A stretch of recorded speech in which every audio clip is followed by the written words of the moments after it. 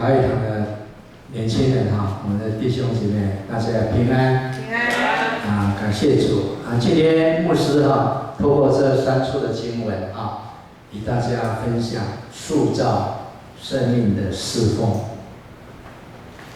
我们对生命，我们都非常重视。我们知道，透过今天的经济的经文，耶稣说：“我就是什么？生命的粮。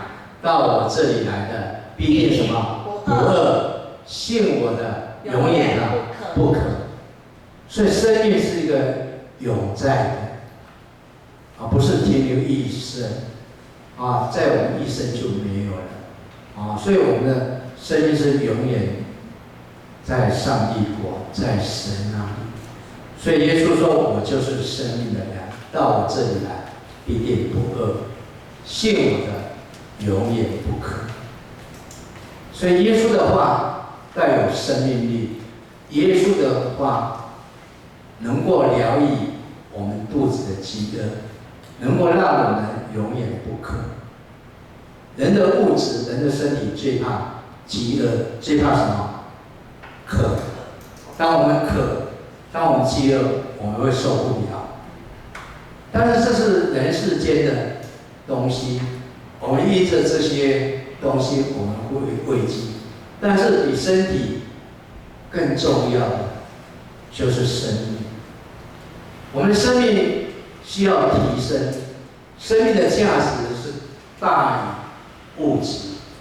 所以耶稣的话是带有权柄，带有能力。所以我们年轻人这一代，我们要塑造生命的侍奉，就从我们年轻这一代开始。如果我们这年轻这一代不起来，我们建成教会有什么盼望？没有盼望。所以生命的塑造，我们必须从我们自我，我们愿意跟随耶稣，愿意将自己献上，我们生命才有活力，我们生命才有看得见。所以，我们来到教会，不是停留在教会互相请安。其实平安是一个互相祝福。我们来到教会，我们要透过生命去祝福别人，不是停留在彼此的请安而已。我们愿这个平安临在教会每一个我们所认识的朋友，每一个家庭，甚至我们每一个社区。所以教会的服务的目的不是停留服务我，是服务整个大众，整个社区的百姓。所以教会我们要跟着耶稣的路，耶稣的生命来走。如果跟着自己的心意来走，那是绝对是错误的路，是绝对是一条死路。我们不要进入死路，我们要进入一个活路，让主耶稣的话语进入我们生命里面。主耶稣要让我们去看见将来。所以特别在这疫情当中，我们特别比较辛苦出入都要戴口罩目前我们疫情比较缓和，我们教会就开始慢慢，有些有戴口罩，有些没有戴口罩。但是我们也要谨慎，照顾好自己，能够保护别人。所以，因为我们这次疫情缓和的时候，我们每一个人都要健康快乐。这个疫情，新冠病毒不是只有老人才会发病，年轻人也会发病，小朋友也会发病。它只要进入我们身体的里面四处跑，也是 AIDS 跑到全身都会所以它的副作用或是它进入我们身体里面，会造成我们身体的状况会越来越差。然后年轻人的免疫力会比较好，长辈会比较不好你们看国外的统计，死亡率最高的都是长辈。但是我们不管怎样，我们要做好照顾好自己，也保护别人。我们都要健康起来，要快乐起来。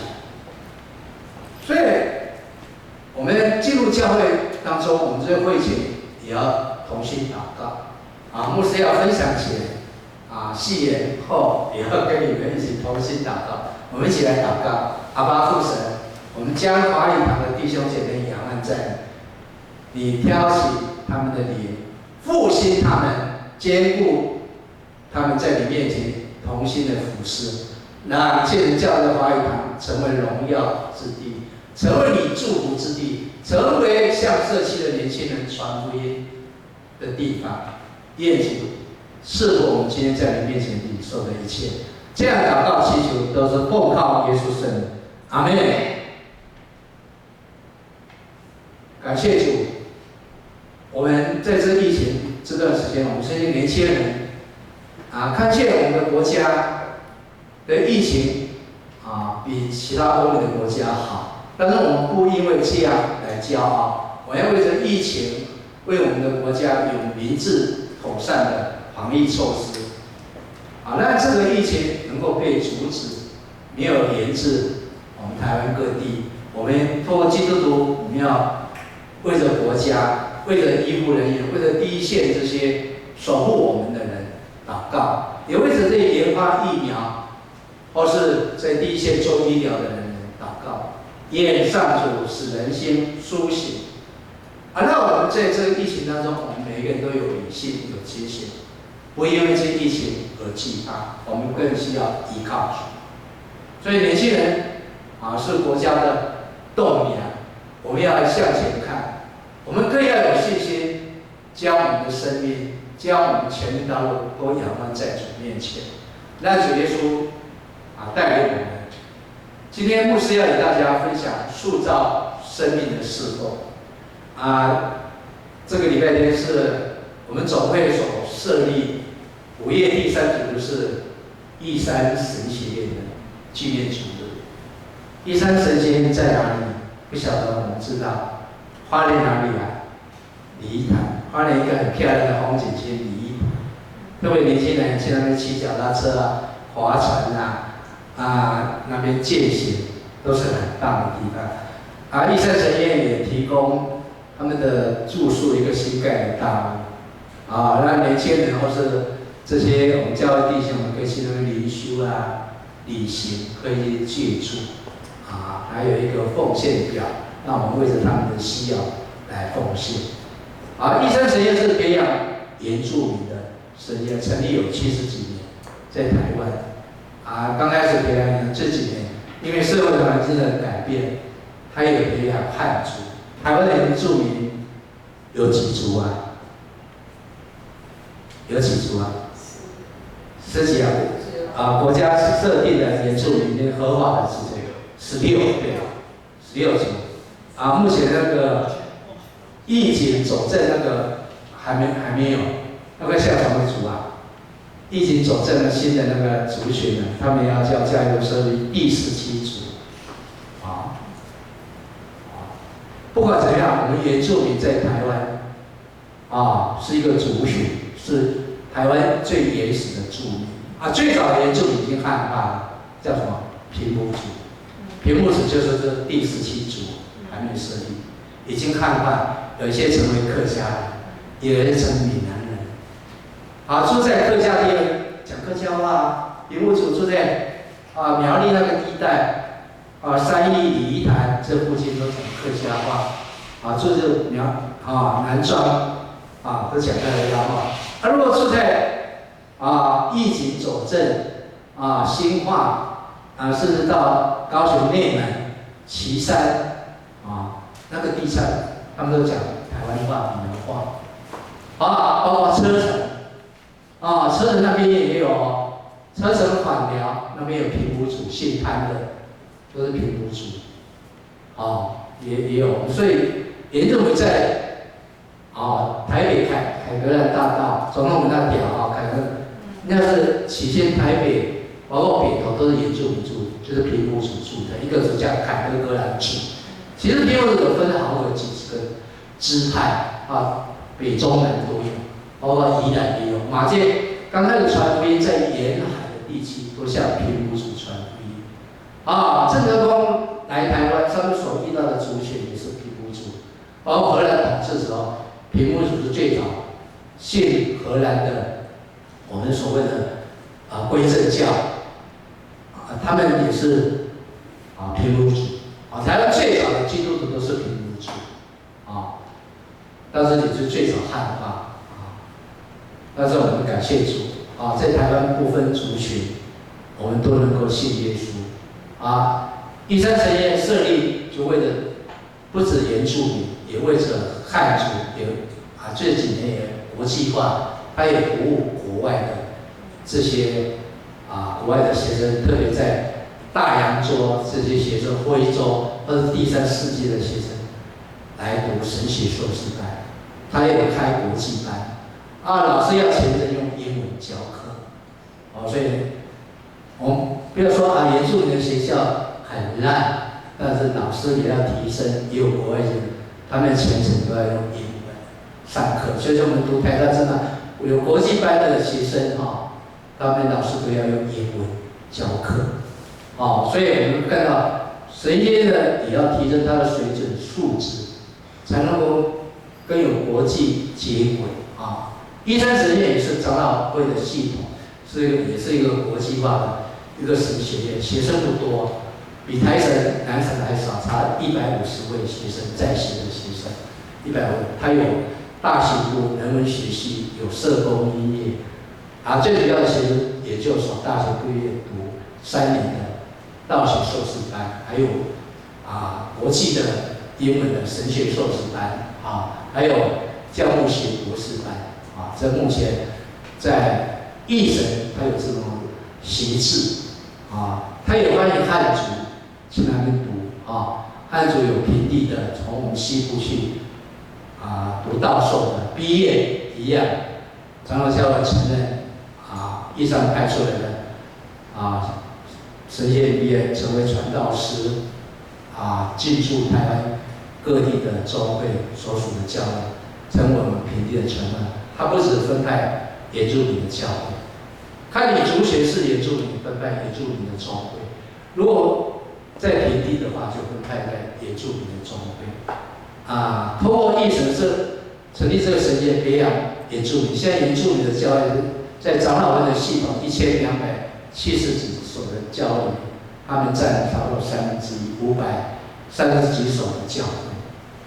所以我们看见原住民的教会在长老会里面有1/3，特别原住民，我们看到他们不止在山里生活，很多年轻一代都在平地，已经汉化如果不教他们母语的话，原住民很多会讲会讲台语耶，住在客家地方讲客家话你不要小看原住民，他们适应的能力很强有些阿美族看不出来他是阿美族，已经跟我们汉化住平地很久了，父母就在平地当军公教人员，然后当警察的蛮多的已经都会讲台语了。就像我以前在基隆牧会一样基隆的第2代、第3代韩国人很会讲台湾话、闽南话，他不知道他是韩国人的第2代、第3代，是台湾几十年的甚至他们韩国话不会讲所以要回到教会里面，教会教韩国话，基隆有一个韩国教韩国话，他们才会用母语练习。就像我们建成现在有北维仪有陈老师、陈长老、人民长老在教你们，我们那些各种语言都要学，对我们适应台湾的文化环境、国际都有帮助。语言越多，对文化的冲击、文化的协调、文化的适应是越有成长神学也是不同的族群来读，可以帮助这个神学里面，在主的爱里面，大家一起成长，一起在生命里面互相来塑造，成为神所喜悦的教会。今天我们读的经文不多，只有3处：约翰福音、使徒行传、马太福音。所以这3处的经文都是名言，圣经的名言。这些我们都很熟悉的经文。第一处就是耶稣说：“我就是生命粮，到我这里来，怎么样？必定不饿，信我的永远不渴。”第2处这是我们施比受更为有福的经文。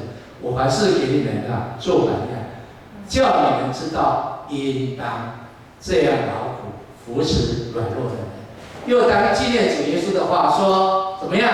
施比受更为有福。”跟着牧师来念。施比受更为有福。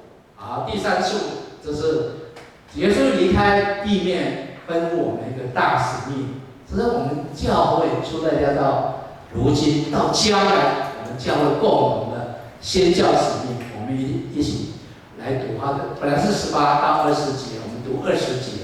来，我所吩咐你们的，多教训他们遵守，我就常与你们同在，直到世界的末了。所以神他跟我们同在，不是只有存在今时今地，他领我们的生命是将来永远到世界的末了。到世界的末了是不是永远？我们可以活到世界的末了吗？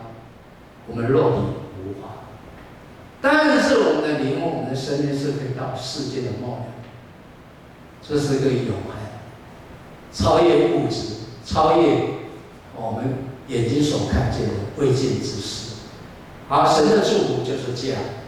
所以今天的经济，今天的经文，这是名言啊。耶稣常常通过这样来说，我就是生命的粮。啊，到我这里必定不饿，必定不渴。所以我们成为基督徒，我们人生的次序我们必须要清楚。特别我们年轻人对我们人生的规划，我们都有不同的规划，会照我们的心意来做。但是我们成为一个基督徒，我们人生规划要有一个优先的次序，必须清楚你将主耶稣摆在第几。特别年轻人，我们因为投入在生命的侍奉，将主耶稣摆在第一，我们生命所看见跟一般世人所看见是完全不一样。所以我们必须清楚我们优先的次序，这样我们生命的依归，我们将来的一个规划就会很清楚。你看耶稣来到世间，他30年的时间在地面跟家人相处，在相处的时间，他把圣经的功课先预备好。你要出社会，你要将你学习的时间跟家人相处，以及以前所要预备学习路程，你必须要铺陈好，必须准备好，那你出来才有东西，来服侍众人。你看耶稣传福音多久时间？3年多而已。你看3年多就建立一个团队，那个团队12个门徒，但12个门衍生马可龙，马可龙就120人。再从马可龙我们看到耶稣的12个门徒去建立万人的教会。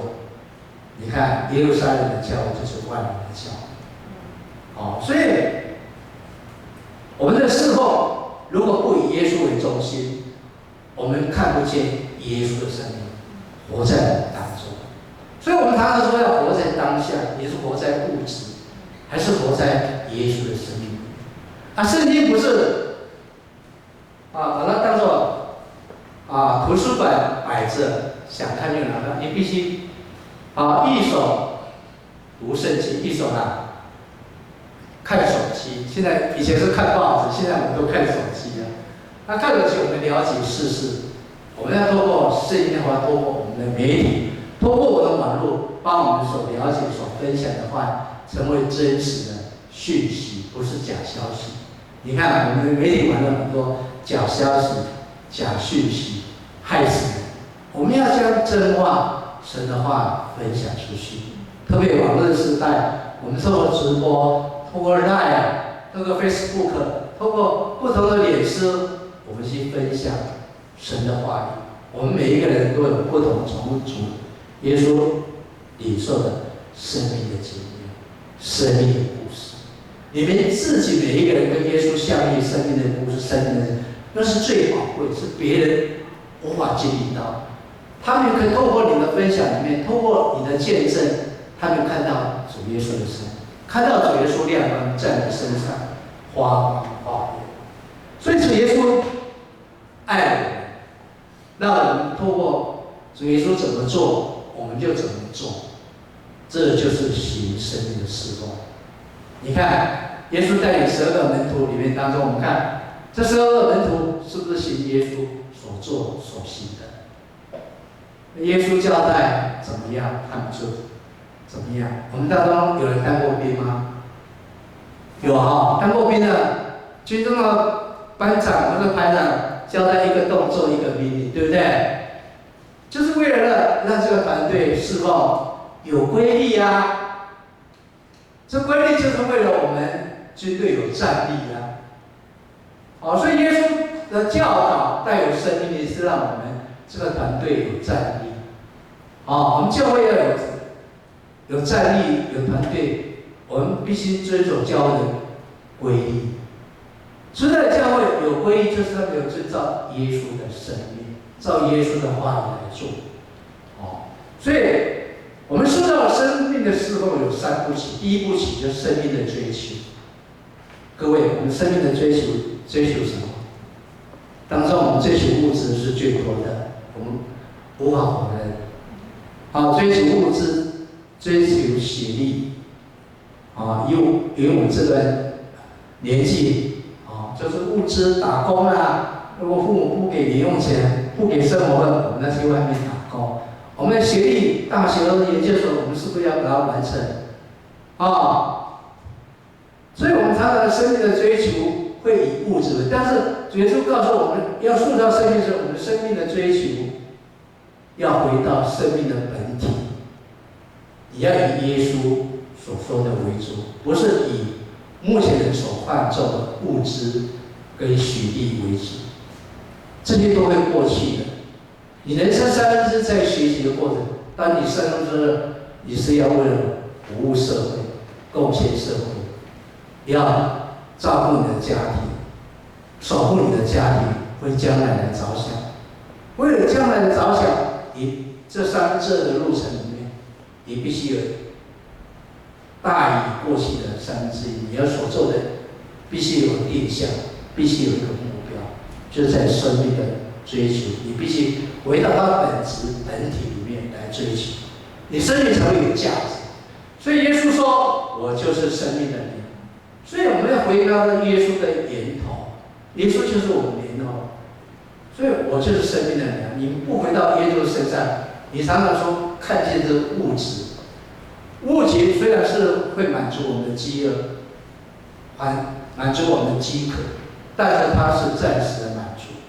生命最重要的是你的灵，你的内心，你内心的层次不提高，你常常满于现状，常常因为物质的需求你所追求的，常常让你奔跑这世俗，你难道在世俗上让你失落的心灵，你心里空洞，你一时当中会觉得你马马虎虎的过日子，你会觉得你很无知，你觉得你很无奈。我们生命要回到耶稣的根源。耶稣说：“我就是生命的粮，到我这里来，必定不信我的，永远不可。”所以耶稣带我们回到生命的本体，来认识耶稣。是认识耶稣才是一个生命的本体，也是一个主流。回到生命里，我们看到生命的一个源起头。所以追求生命胜于追求生存。耶稣有这样对门徒说：“经上记着说，人活着不是什么单靠食物，乃是靠神口里所出的一切话。”这是马太福音马太这位耶稣的门徒所记载耶稣的言行录，讲到一个非常重要，也是我们常常忽略的。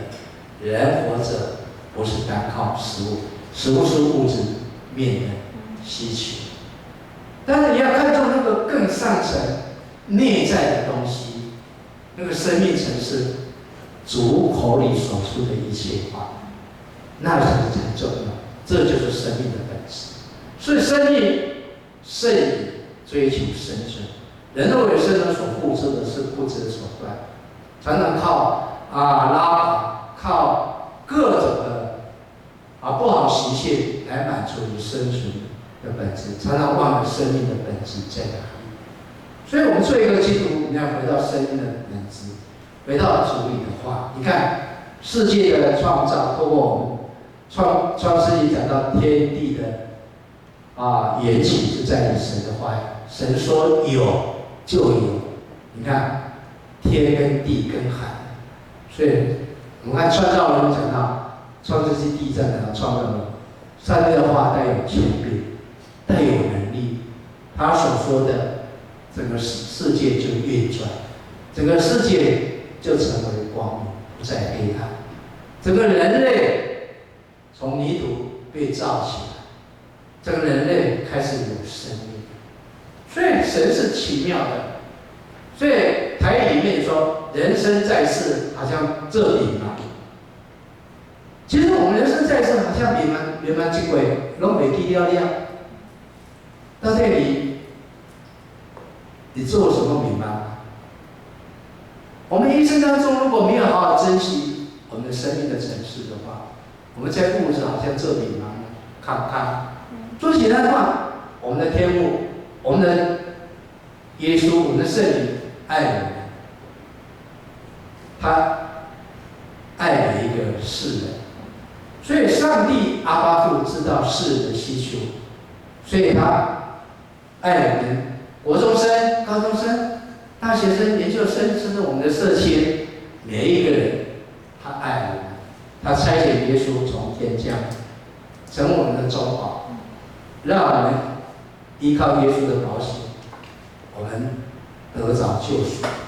因着宝血救赎，我们看耶稣出死入生，为我们来牺牲，让我们得着释放，不再被死亡捆绑。所以耶稣被埋葬，定是在被埋葬，会下到阴间去。但是圣经记载第3天复活。所以通过他复活，我们看见生命力是一个永恒的。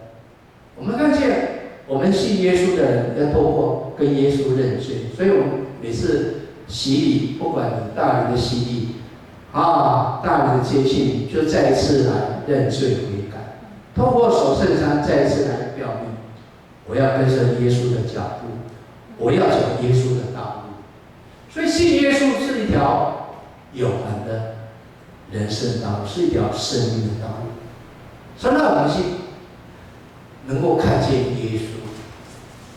我们常常说耶稣看不见，其实耶稣今天跟我们同在，耶稣住在我们当中，灵在我们当中，与我们相遇。在于你有没有信耶稣？虽然我们年轻的时候我们信耶稣，我们在教会里面，我们第1代、第2代，甚至有的时候第5代，像我们家的子孙，我们当中，你觉得到了第6代，对不对？你们这一边就到第6代。信耶稣不是分代你几代，在你这一世的对面，我们每一个人都是上帝的儿女耶稣，我们的上帝没有孙子，我们每一个人都是善良，我们每一个人就要面对这位主，他是面对的，好像父母跟我们说话一样。我们要成为他儿女，每天跟阿爸父来见面，每天跟他交通。我有交通才会亲密，你跟你父母的亲密就是交通有沟通，你的距离就不会疏远，你们的关系就会亲密，关系会越来越好。所以今天年轻人跟我们上一代有隔离，就是我们没有跟长辈、跟我们的父母、阿公阿嬷、爷爷奶奶有沟通，沟通就会信。你信耶稣就是一个信他，那信就是个互相相信、承认，承认那个亲密的关系，那个信才会带有能力，带有生命力。你不信你的父母，父母怎么会信你呢？对不对？所以我们常常说眼前不如近邻。我们跟我们的猪皮桃会、邻舍、我们的邻居，为什么有那么亲密的感觉？就是每天有互相搞鬼说话，互相有信任你相信他，他相信我，那种亲密感是日渐越深，日积月累，那个生命感就不一样。所以我们今天信耶稣，就是每天要跟主耶稣亲密的交通我们生命会越来越强啊。我们生命为什么软弱无奈，就是你跟耶稣没有生命的交流啊。你每天读经祷告，你生命就不一样，你所看见、你所想的、所做的，跟一般人都不一样啊。所以我们先要发掘我们内在的生命。当我们每天面对神，我们跟他交通多久，我们领受就有多久，我们看见就有多久，我们生命会好像休息武功一样，每天练功，你的功力会不会大增啊？会不会啊？每天练电脑打字，你的电脑打字会不会功力增强？会不会啊？你生疏，你的电脑打字就不会了。手机你每天去摸它，你手机会不会很熟悉啊？你们年轻人都会玩手机，玩手游，那大陆手游玩那个电玩。每天在操练电玩的话，你的功力会不会增强？啊，那宝藏会不会拿得到？会啊，这每天要打，每天对打，每天上网啊，没有怎么会增强你的功力？一样，你对手机，你们都摸得很熟，对圣经好好不懂，那不行呀。你看，通过手机，通过网络，我们将生命力加诸在外面，加持给别人啊，加持给人祝福他，让他得到更大的生命力。不是手机，手机这是一个很虚空、虚幻的世界里，真实的世界，耶稣的世界是个真实的世界，你切不摸它，而去摸那虚幻的世界，跟他做好朋友。真实的生命力是永在的生命，你切不跟他做朋友，你对得起耶稣吗？对得起你的父母？对得起你来教会吗？真的对不起。所以我们要改头换面，把耶稣的生命进入我们生命的石块，也进入我们手机的希望，把人的希望世界的生命带到有我们的生命，让人去看见，而不是做手机里面的那个怪动作，是自残的自己，或者做一些这不好的释放，那叫不行。所以我们信耶稣是要信的有真，不是有假，那是真的神，他才能够帮助我们。我们侍奉的第二步棋就是生命的榜样。你看保罗是初代教会最伟大的传道人、宣教师。保罗上半场人生的上半是个大坏蛋，是人人讨厌的，基督讨厌，因为他四处抓拿基督徒。保罗的改变在哪里？去大马色。叙利亚的首都大马士去缉拿一些基督徒，你看在半路遇到耶稣，耶稣的光照他，这个生命改变。他本人忠于罗马帝国，忠于犹太教的一个预言，也是虔诚的犹太教的领袖。你看，这些从犹太人认为是他们的大好人，变成基督徒变成一个他们认为的大坏人。所以神改变一个人，会让我们所认为的大坏人变成大好人，所以我们认为的大好人，到后来变成大坏人。所以人的价值跟上主的价值、生命的价值是完全颠倒。